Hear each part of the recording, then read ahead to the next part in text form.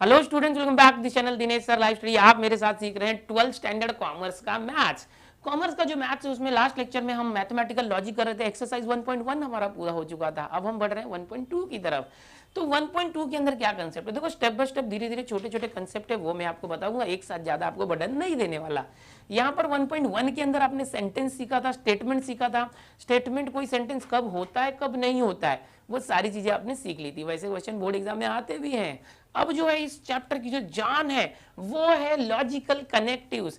यानी कि जैसे होता है ना किसी चैप्टर के अंदर जो मेन कोर कंटेंट होता है वो ये है। ये अगर आएगा तो ही पूरा चैप्टर आएगा, नहीं तो आगे आपको बहुत तकलीफ होगी। तो ये लेक्चर बहुत इंपॉर्टेंट है। लॉजिकल कनेक्टिव्स क्या होता है देखो मैं आपको बताता हूं। जैसे कि कोई एक सेंटेंस होता है वो स्टेटमेंट कब होता है ये तो आप जान चुके हो। अब कोई अगर एक या एक से ज्यादा स्टेटमेंट होते हैं, दो स्टेटमेंट आ गए, जैसे कि Ram is a cricketer, okay, और मैंने बोल दिया एंड रोहन इज स्विमर। इस तरह से मैंने एक सेंटेंस आपको दिया है। अब यहां पर देखोगे तो एक जो राम इज अ क्रिकेटर ये एक यहां पर सेंटेंस है, ओके, स्टेटमेंट बोल सकते हैं। And Rohan is a swimmer ये दूसरा सेंटेंस है। दो सेंटेंस है, दोनों को सेंटेंस को जोड़ने वाला एक कनेक्टिव आया है जो है एंड। इसी को हम बोलेंगे कनेक्टिव्स। अब ये लॉजिकल कनेक्टिव्स क्यों है? लॉजिक के अंदर कुछ कनेक्टिव्स होते हैं जो दो इस तरह से सेंटेंसेस को जोड़ते हैं या किसी सेंटेंस या स्टेटमेंट को मॉडिफाई करते हैं। जैसे कि आप देखोगे एंड होता है और होता है, इसको हम पढ़ते हैं एंड। एंड मतलब ए जो होता है ना, ए की डंडी गायब, और इसी को अगर उलट देंगे वी कर दिया तो इसको बोलते हैं और। तो ये लॉजिकल कनेक्टिव से और भी होते हैं कुछ लॉजिकल कनेक्टिव, जैसे इफ देन होता है, इफ एंड ओनली इफ होता है। तो ये सारे लॉजिकल कनेक्टिव्स होते हैं। यहाँ पर हम लोग एक नॉट यूज करते हैं निगेशन के लिए, ये नॉट होता है। ये होता है इफ देन, और ये होता है इफ एंड ओनली इफ। इस तरीके से लॉजिकल कनेक्टिव्स होते हैं। फिलहाल हम लोगों को ये जो एक्सरसाइज 1.2 है इसके अंदर सिर्फ ये दो लॉजिकल कनेक्टिव सीखना है, एंड और। जैसे यहाँ पर देखो कोई दो सेंटेंस है। अब ये सेंटेंस तो स्टेटमेंट है, Ram is a cricketer, Ram एक स्पेशल नाम दिया है, Rohan is a swimmer, okay, तो ये दिया दोनों समझो। तो इसको हम क्या करेंगे कि यहाँ पर ये जो एंड है ये लॉजिकल कनेक्टिव एंड, ये वाला एंड है, ओके। कभी कभी एंड के लिए बट वर्ड भी आता है, बट मतलब एंड ही होता है। तो हम लोग कैसे करते हैं कि यहाँ पर राम इज अ क्रिकेटर है ना, तो इसको हम लेट करेंगे, एज्यूम करेंगे कि ये एक स्टेटमेंट जो है Ram is a cricketer, Ram is a cricketer,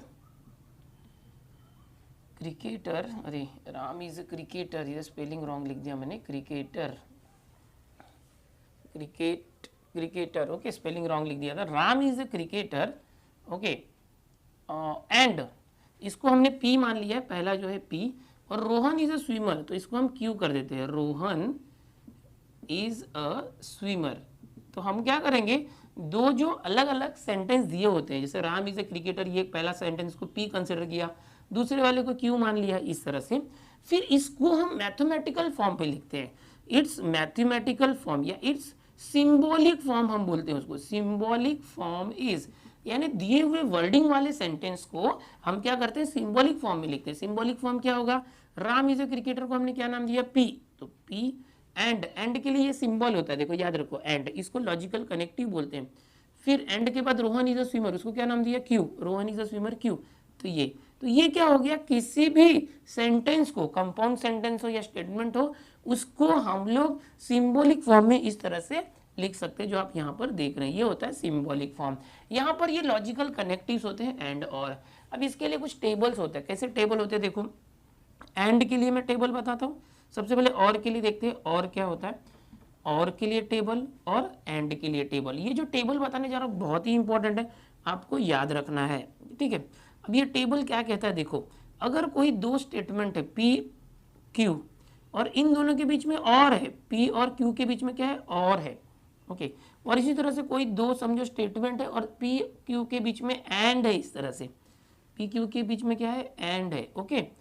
तो क्या होगा, देखो पी और क्यू, ये जो स्टेटमेंट पी के उसकी ट्रूथ वैल्यू होगी, ये जो स्टेटमेंट क्यू है उसकी ट्रूथ वैल्यू होगी। ट्रूथ वैल्यू आपने सीखा या तो टी होता है या एफ होता है किसी भी स्टेटमेंट का। तो देखो केसेस होंगे, ये P या तो ट्रू हो सकता है, फिर ये Q भी ट्रू हो सकता है, या P फॉल्स होगा Q ट्रू होगा, या P फॉल्स होगा Q भी फॉल्स होगा। अलग अलग कंडीशंस होते हैं। तो कंडीशंस कैसे याद रखना है, सबसे पहले क्या करो, यहाँ पर जैसे P और Q दो स्टेटमेंट है, P Q दो स्टेटमेंट है, तो जब भी दो स्टेटमेंट रहो आप 4 ऑप्शन लिखना है। 3 स्टेटमेंट होगा तो 8 ऑप्शन लिखना है। कैसे पता चलता है, 2n ये फॉर्मूला है। n मतलब नंबर ऑफ स्टेटमेंट। अगर दो स्टेटमेंट है तो 2 दैट इज 4, 3 स्टेटमेंट है तो 2 दैट इज 8। इस तरह से हम लोग को मैक्सिमम 3 स्टेटमेंट होगा, P Q और तीसरा R होता है। ये फिक्स स्टैंडर्ड है, P Q R ही हम लेते हैं, ABCD नहीं लेंगे स्टेटमेंट का नाम। जैसे मैंने यहाँ पहले स्टेटमेंट को P कंसिडर किया, दूसरे को Q किया, तो वैसे आप P और Q ही लेना। और समझो तीसरा भी स्टेटमेंट साथ में दिया है तो उसको R कंसिडर करना, दूसरा कोई लेटर मत लेना। अब दो स्टेटमेंट है तो कितने ऑप्शन आएंगे दो स्टेटमेंट के लिए, 4 ऑप्शन। तो 4 ऑप्शन कैसे हो गए, 4 का आधा 2, तो 2 बार T करो और 2 बार F करो, यानी 2 बार ट्रू 2 बार फॉल्स। समझ में आ रहा है। अगर समझो 8 ऑप्शन होंगे तो कब आएगा, जब P Q R 3 स्टेटमेंट है, तो एट दैट टाइम 2 8 8, तो 4 बार T करना 4 बार F करना। आगे बताऊंगा मैं, फिलहाल इतना याद रखो। क्यों, अब 2 बार T किया तो अब 1 बार T करो, 1 बार F, 1 बार T करो, 1 बार F। तो ये तरीका होता है और ये फिक्स होता है। यहाँ भी देखो ऐसे करेंगे, एंड P और Q दो स्टेटमेंट है, दो स्टेटमेंट होगा तो कितने ऑप्शन आएंगे, 4, 4 का आधा 2, तो 2 बार T करो और 2 बार F करो। फिक्स वही तरीका जो मैंने अभी बताया, हर एक टाइप के टेबल में आपको करना है। ये जो सिखा रहा हूँ ये पूरे चैप्टर में यही सब है। T for true, F for false. Q कैसे आएगा, यहाँ पर 2 बार T किया था ना, अब 1 बार T करो और 1 बार F करो, 1 बार T 1 बार F। अब क्या करना है, P Q का और करना है। और में क्या कंडीशन होता है कि P और Q, देखो यहाँ P ट्रू है और Q भी ट्रू है, P ट्रू है और Q फॉल्स है सेकंड में, थर्ड में P फॉल्स है तो Q ट्रू है, फोर्थ में P फॉल्स है Q भी फॉल्स है। तो एक तरीका याद रखने का कि P और Q करोगे, इन दोनों का और करोगे, बीच में समझो दोनों स्टेटमेंट का और आ गया, तो आंसर क्या आएगा। तो जब भी आंसर लिखना होगा तो ऐसे आंसर आएगा। एक भी अगर टी है दोनों में से देखो दोनों टी है तो टी आएगा, दोनों में से अगर एक भी टी है तो आंसर टी आएगा। देखो ये टी और ये एफ है तो एक टी है ना, ये टी आंसर आएगा। ये दोनों में से देखो ये टी दिख रहा है, एक भी टी दिखा तो टी आंसर आएगा। इन दोनों में एक भी टी नहीं है तो टी आंसर नहीं आएगा, फॉल्स आंसर आएगा। ये और टेबल में होता है। एंड टेबल में क्या होता है, दोनों टी होगा तो ही टी, नहीं तो फॉल्स। जैसे कि यहाँ पर दोनों टी है तो ही टी, ये दोनों टी नहीं है तो फॉल्स, ये दोनों भी टी नहीं है, देखो एफ और टी है तो फॉल्स, एक भी एफ दिख गया तो फॉल्स, एक भी एफ दिख गया तो फॉल्स, या तो दोनों टी है तो टी। तो ये ट्रूथ टेबल है यहाँ पर जो मैंने बताया। और ये मैंने आपको शॉर्ट में बताया है कि चलो शॉर्ट में क्या, दो ही कंडीशन है। अगर पी और क्यू दो स्टेटमेंट है तो 4 ऑप्शन होंगे, पी क्यू आर 3 स्टेटमेंट है तो 8 ऑप्शन होंगे। इतना याद रखो। ट्रूथ वैल्यू किसी भी स्टेटमेंट की टी एफ होती है, इसको बोलते हैं ट्रूथ टेबल्स। क्या बोलते हैं, ट्रूथ टेबल। ये दोनों टेबल आपको याद रखना है। ओके, यहाँ पर मैंने एग्जाम्पल लिखा है। कोई भी स्टेटमेंट इस तरह से दिया होगा कंपाउंड स्टेटमेंट, तो आप पहले वाले स्टेटमेंट को पी मान लोगे, दूसरे वाले स्टेटमेंट को क्यू मान लोगे। ओके, और इन दोनों को सिंबॉलिक फॉर्म इस तरह से लिख सकते हो। ये पी और एंड को ऐसा सिंबल होता है, निशान होता है, और ये क्यू, पी एंड क्यू। समझ में आया। और अगर आगे ट्रूथ वैल्यू निकालनी होगी तो ये ट्रूथ टेबल्स होते हैं, इसकी हम हेल्प लेंगे। अभी जो मैंने बताया ये क्या था, 1.2 जो एक्सरसाइज है इसके लिए बेसिक कंसेप्ट है। इसमें ये जो नॉट है, if then, if and only if, हम आगे देखेंगे। जैसे जैसे आएगा जो भी जरूरत होगी बताते रहूंगा। ये बेसिक मैंने बताया 1.2 का, इसको कॉपी कर लो और जैसे जैसे अभी मैं आगे बताऊंगा ये आपको याद भी हो जाएगा। चलो आगे देखते हैं 1.2 एक्सरसाइज। अब एक्सरसाइज के क्वेश्चन हम स्टार्ट कर रहे हैं। 1.2 पहला क्वेश्चन है, express the following statement in symbolic form. Symbolic form में करना है। देखोगे यहाँ पर ही ई इज अ वॉवेल, ई एक वॉवेल है, स्वर है, और 2 + 3 = 5, और ये जो एक कंजक्शन है या कनेक्टिव है। देखो यहाँ पर एक और बताना चाहूंगा, जो एंड होता है ना उसको कंजक्शन बोलते हैं। क्या बोलते हैं, कंजक्शन। एंड को क्या बोलते हैं, कंजक्शन। और जो और होता है उसको डिसजक्शन बोलते हैं। ऐसे नाम होता है, कभी ऐसे आया तो समझ जाना क्या करना है। तो ये कनेक्टिव है। और क्या करेंगे, देखो यहाँ पर लेट कर दो, जो पहला स्टेटमेंट है उसको पी नाम दो, दूसरे स्टेटमेंट को क्यू नाम देना। पहला है E is a vowel, E is a vowel. दूसरा है 2 + 3 = 5। ओके, अब हम क्या लिखेंगे, हमको करना है express the following in symbolic form. आप लिखोगे it's symbolic form is, it's symbolic form is, इस तरह से लिखते हो। क्या है, देखो ये पहला P है, ये स्टेटमेंट क्या है, ये पहला P और ये क्या है क्यू और बीच में और ऐसे लिखते हैं। देखो यहाँ पर और कैसे बताया मैंने, ऐसे लिखते हैं पी और क्यू। तो क्या आ जाएगा, ये पी और ऐसे लिखोगे और ये हो गया क्यू, हो गया। काफ़ी आसान, ये सिंबॉलिक फॉर्म आ चुका है। तो बस इसी तरीके से करना। यहाँ पर पहला क्वेश्चन हमारा हो चुका है और अब हम बढ़ते हैं दूसरे क्वेश्चन की तरफ। दूसरा क्वेश्चन क्या, एकदम ध्यान से देखो। Mango is a fruit but potato is a vegetable. यहाँ पर लॉजिकल कनेक्टिव में बट आया हुआ है और मैंने अभी आपको बताया था बट मतलब ये एंड होता है। तो ध्यान देना, बट मतलब and.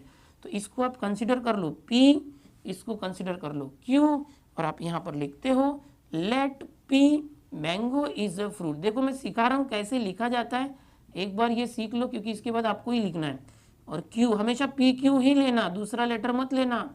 Potato is a vegetable, यह आ गया पी क्यू। अब बीच में बट है तो आप कैसे करोगे, इट्स सिंबॉलिक फॉर्म इज, ऐसे लिखोगे इट्स सिंबॉलिक फॉर्म इज। क्या आ जाएगा, देखो मैंगो इज अ फ्रूट को पी लिखा, पी, बट मतलब एंड ऐसे लिखते हैं। Potato is a vegetable Q, mango is a fruit P, potato is vegetable Q, और दोनों के बीच में सिंबल बट यानी एंड है। ये हो गया, ये पूरा तरीका है अच्छे से सिस्टमेटिक लिखने का। आप ऐसे ही लिखना। आगे क्वेश्चन नंबर 1 में 3rd 4th 5th भी है, वो भी मैं बताता हूँ। वहां पर आपको मैं थोड़ा शॉर्ट में बताऊंगा लिखने का तरीका, ये फॉलो करना। काफी इजी है, इस पर ज्यादा टाइम नहीं वेस्ट करूंगा। डेरिवेटिव इंटीग्रेशन बहुत अच्छे से बताऊंगा, स्लो। ये बहुत सिंपल है यार, इसको जैसे बता रहा हूँ एक बार फॉर्मेट देख लो, फटाफट इसको खत्म करते हैं, आगे के चैप्टर सीखेंगे हम लोग। कॉपी करो इसको। अगला क्वेश्चन देखो क्या है, 3rd 4th 5th, फटाफट देख लो, शॉर्ट में बताने की कोशिश करूंगा। ये जो मिल्क इज व्हाइट है, इसको आप लिख दोगे मिल्क इज व्हाइट, जो इसको पी स्टेटमेंट ले लो। ग्रास इज ग्रीन को क्यू मान लो, यहाँ लिखना let P milk is white Q grass is green. It's symbolic form is, क्या आ जाएगा, मिल्क इज व्हाइट पी, और को आप इस तरह से लिखोगे ग्रास इज ग्रीन क्यू। तो ये आ गया आंसर। लिखने का तरीका अच्छे से लिखो जैसे मैंने पहले दूसरे में सिखाया। आई लाइक प्लेइंग मतलब मुझे खेलना पसंद है। अरे वाह, नॉट सिंगिंग, तो यहाँ पर देखो बीच में बट है, यहाँ पर और था, ओके, तो ये बट मतलब एंड होता है।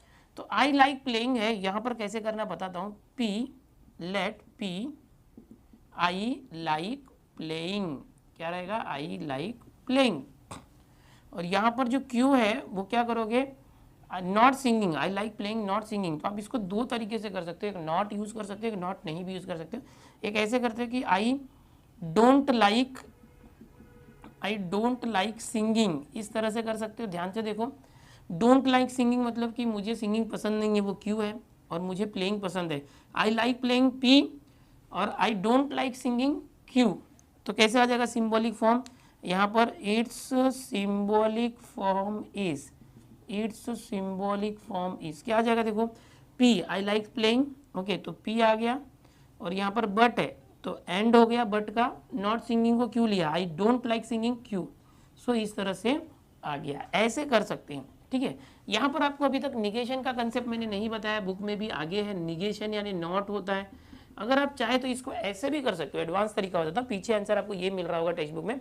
इसको अगर ऐसे कर सकते हैं कि आई like playing, I like singing करेंगे, आई लाइक सिंगिंग को क्यों किया, अब इट सिंबॉलिक फॉर्म क्या हो जाएगा। अच्छा, सबसे पहले तो आप इसको पहले स्क्रीनशॉट ले लो यार, ये आंसर है, ये लिख लो, ये आंसर है।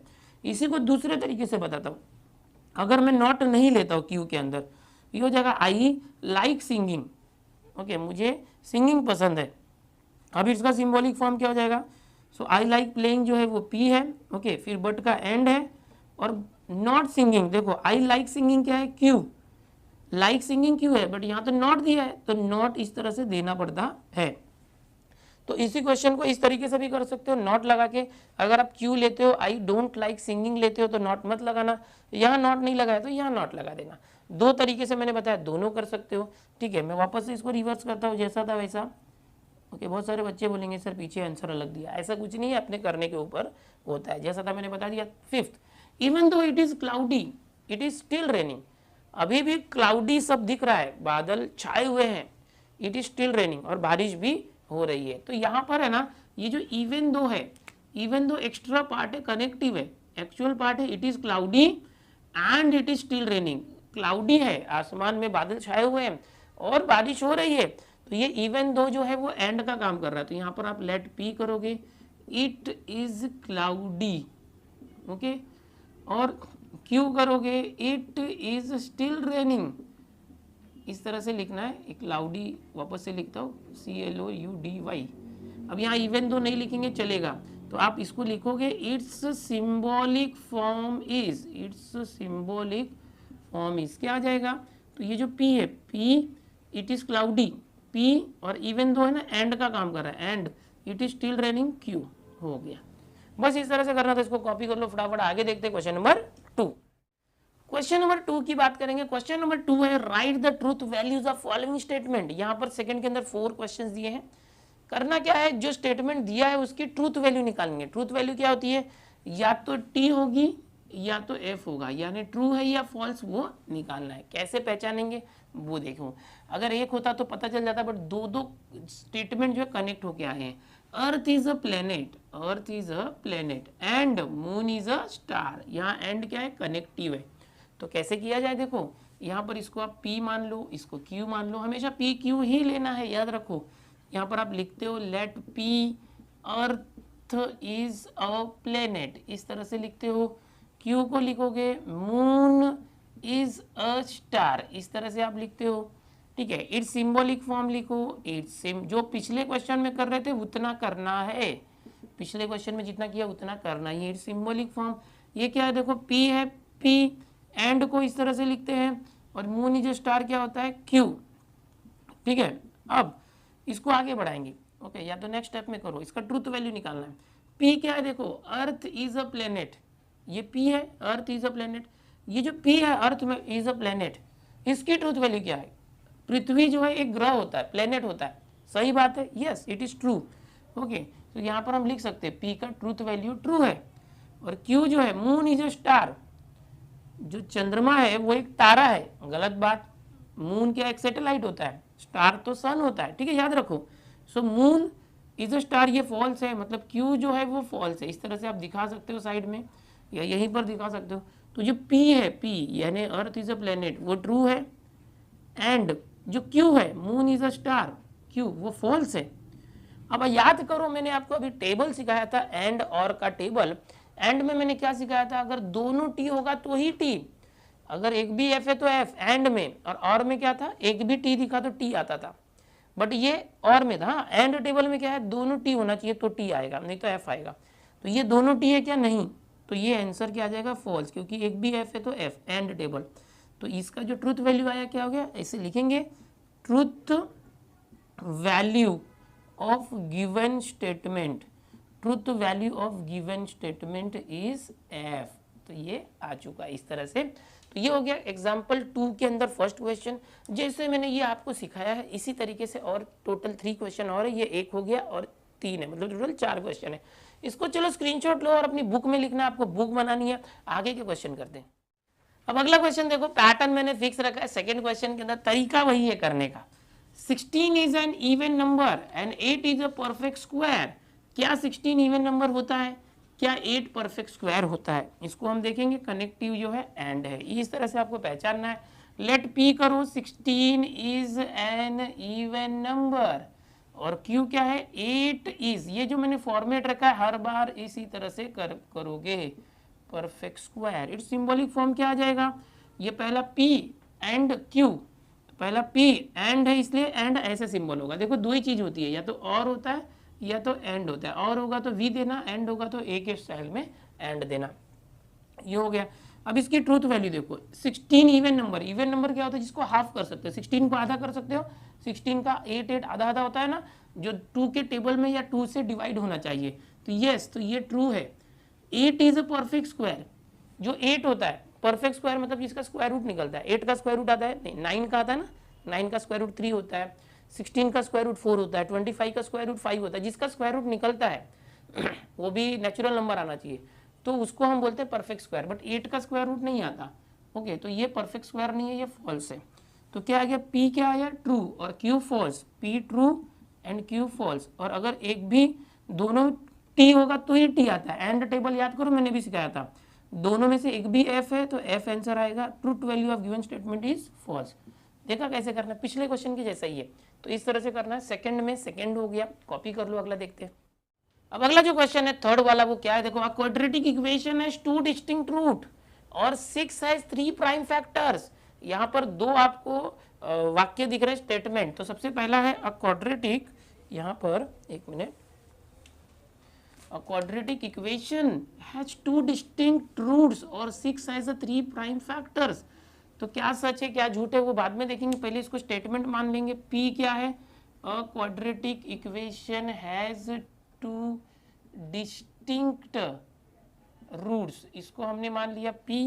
दूसरा जो है 6 has 3 prime factor, शॉर्ट में लिख रहा हूँ, आप अच्छे से लिखना। अब इट्स सिंबॉलिक फॉर्म क्या आएगा, पी क्यू, बीच में देखो क्या है और कैसे लिखते हैं, वी की तरह ये।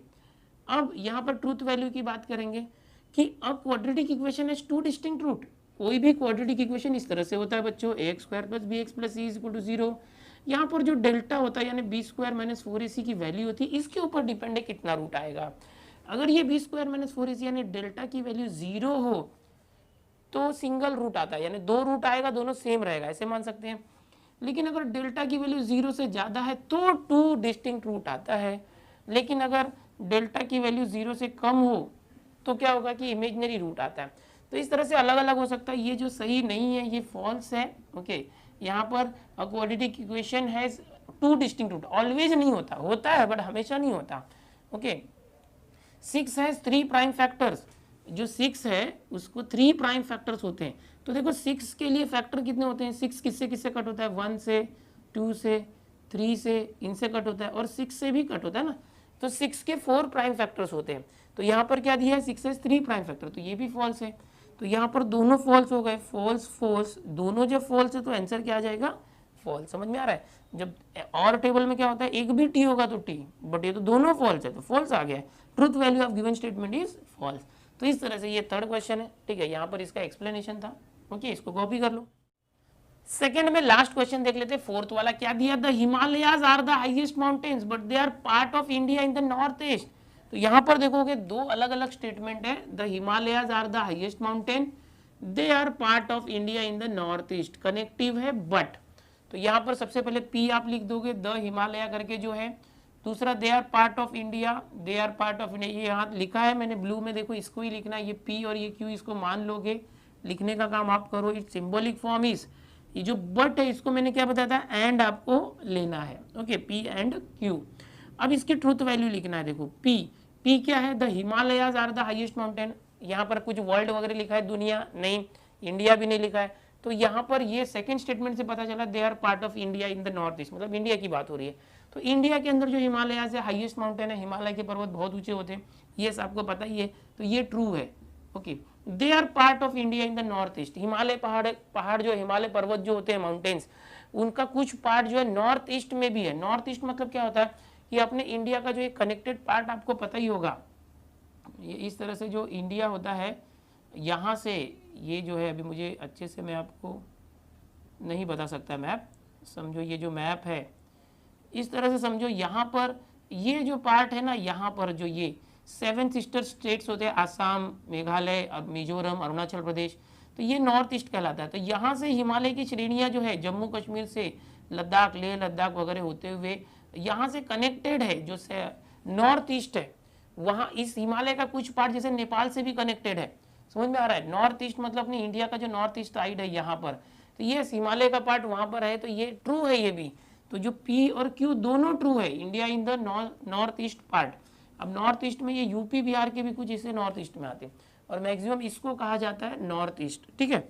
सो इसका जो सिंबॉलिक फॉर्म क्या आएगा, ट्रू एंड ट्रू, और एंड टेबल में याद करो अगर दोनों ट्रू है तो ट्रू आता है। Truth value of given statement is true, इस तरह से हो गया।